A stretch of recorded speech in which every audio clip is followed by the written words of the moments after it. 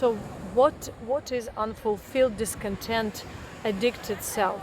It is nothing but a self that is traumatized, that has created energetic holes and wants to connect to the projected reality in order to find a sense of self, that lost energy within oneself through the projected reality.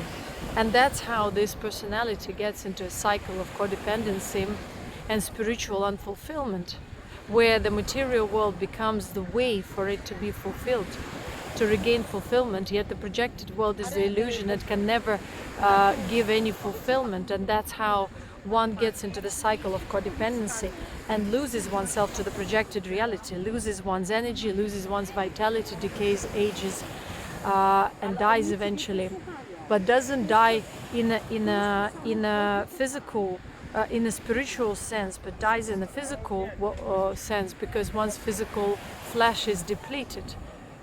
And it's depleted because one's consciousness is lost more on and on to the projected reality. And so how do we regain this spiritual might, and how do we regain our spiritual wholesomeness, is by refocusing within, cultivating our natural being, natural contentment, and relating to the projected world, to the projected reality in a healthy way.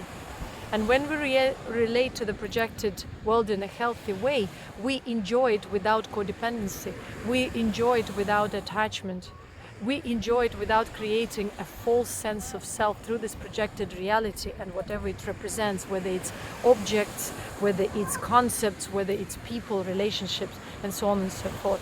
And this is where the biggest misconception about spirituality lies, that we need to shun the world, that we need to deny the world because we want to evolve spiritually. This projected reality is a part of our current existence. The body is the fruit of our consciousness, and this is a given thing that we need to embrace, and we need to create a healthy relation with the world, with other people, within oneself. And so if we do not have this healthy relationship with oneself, we are not focused within ourselves and do not cultivate our wholesome being, we will have unhealthy relationship with ourselves, and thus with the world, with the projected reality. We won't be able to have any fulfilled relationships, any fulfilled